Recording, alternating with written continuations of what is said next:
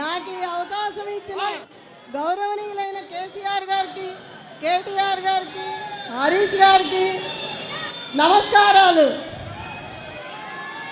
Jubilee hills ప్రజలంటేనే ఒక కుటుంబం అని గోపన్న ఎప్పుడు చెప్పేవాళ్ళు. మీ గోపన్న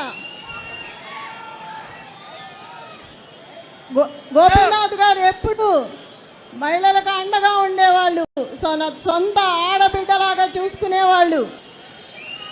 ఏ కష్టం వచ్చినా అర్ధరాత్రి అయినా అపరాత్రి అయినా అన్నా అని పిలిస్తే మీ అందరి మధ్యలోకి వచ్చి నిలబడి సమస్య పరిష్కరించేవాళ్ళు.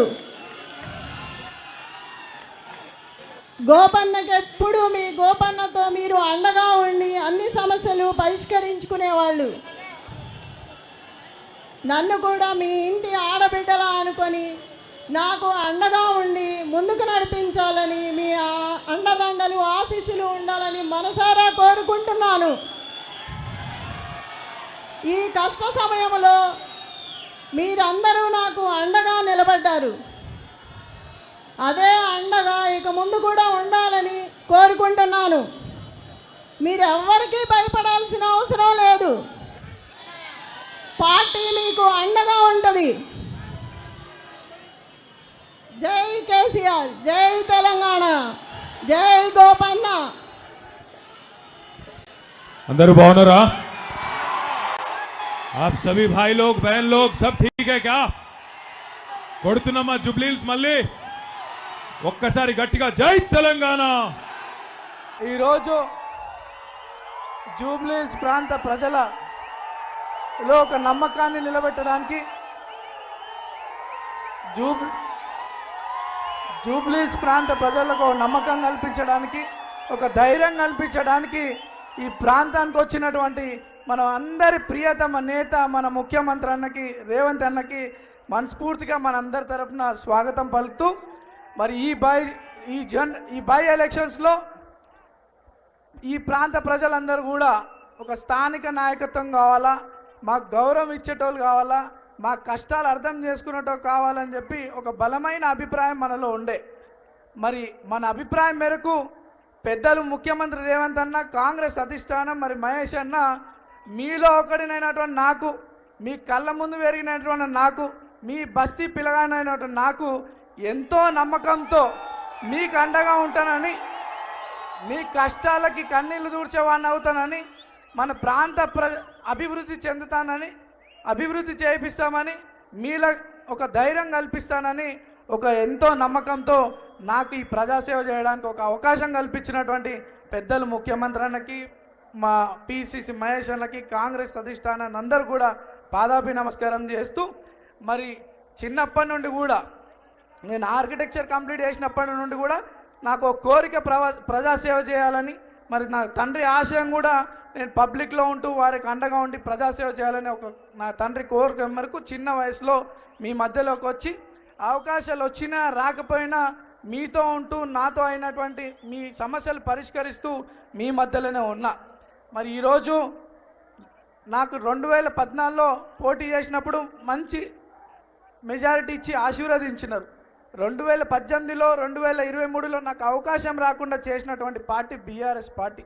అవకాశాలు రాకపోవడం అవన్నీ కామన్, కానీ అనేక తప్పుడు కేసులు పెట్టి నా జీవితం పాడు చేయాలని చూసినటువంటి పార్టీ బీఆర్ఎస్ పార్టీ.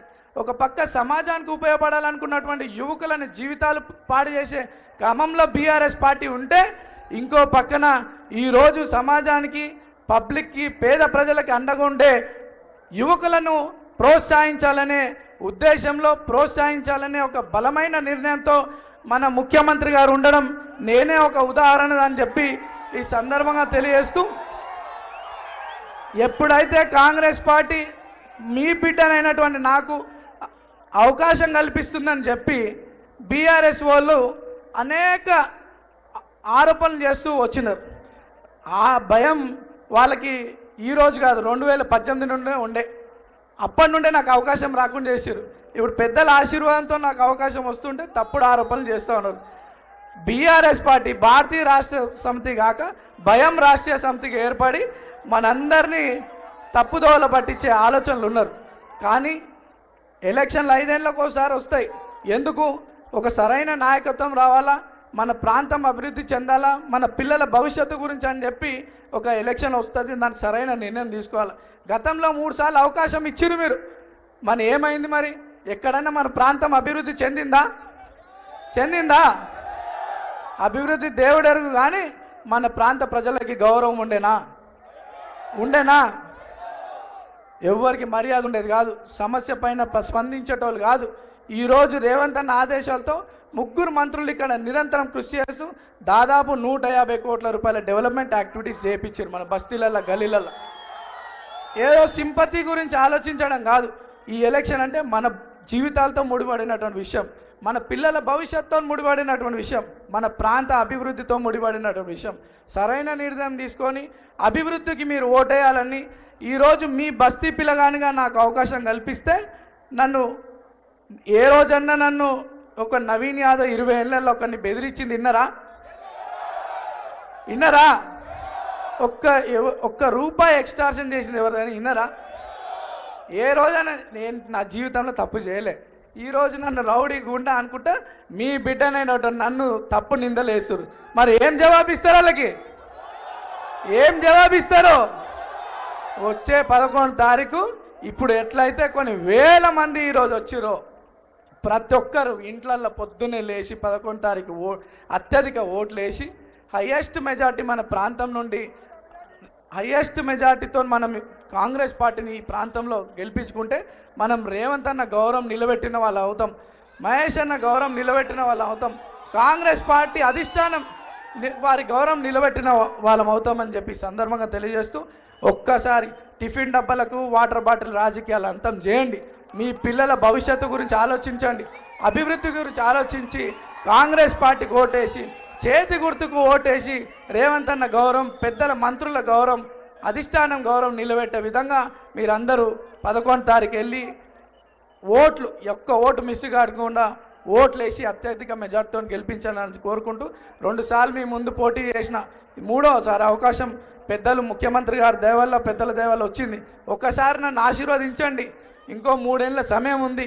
మన గల్లీలల్లో, బస్తీలల్లో అన్నీ కూడా సమస్యలన్నీ అన్నగారి దగ్గర తీసుకుపోయి శాశ్వత పరిష్కారం చేసే విధంగా నేను పనిచేస్తానని చెప్పి తెలియజేస్తూ, మన ప్రాంతంలో అనేక మంది చిన్న చిన్న వ్యాపారాలు చేసుకుంటూ ఉన్నారు. మెకానిక్ పనులు, ఆటో డ్రైవింగ్ పనులు, చిన్న చిన్న వ్యాపారాలు. వాళ్ళ పిల్లలు 10వ తరగతి కాగానే ఫైనాన్షియల్ ప్రాబ్లమ్స్తో ఎక్కడో దూరం గవర్నమెంట్ కాలేజ్ ఉండడంతో వాళ్ళు విద్య ఆపుకుంటున్నారు.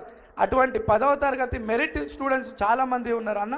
అటువంటి పిల్లల కోసం ఈ ప్రాంతంలో ఒక ప్రభుత్వ ఇంటర్ అండ్ డిగ్రీ కాలేజ్ తీసుకొస్తే ఈ ప్రాంత పిల్లలకి మంచి ఎడ్యుకేషన్ పరంగా వాళ్ళకి సహకారం చేసిన వాళ్ళతో తెలియజేస్తూ, ఒక్కసారి అవకాశం ఇవ్వండి, మంచి మెజార్టీతో గెలిపించండి, పెద్దల గౌరవం నిలబెట్టండి అని చెప్పి ఈ సందర్భంగా తెలియజేస్తూ, మరి అజారుద్దీన్ గారికి మన ప్రాంతం నుండి గతంలో మీరందరూ ఆశీర్వదించారు.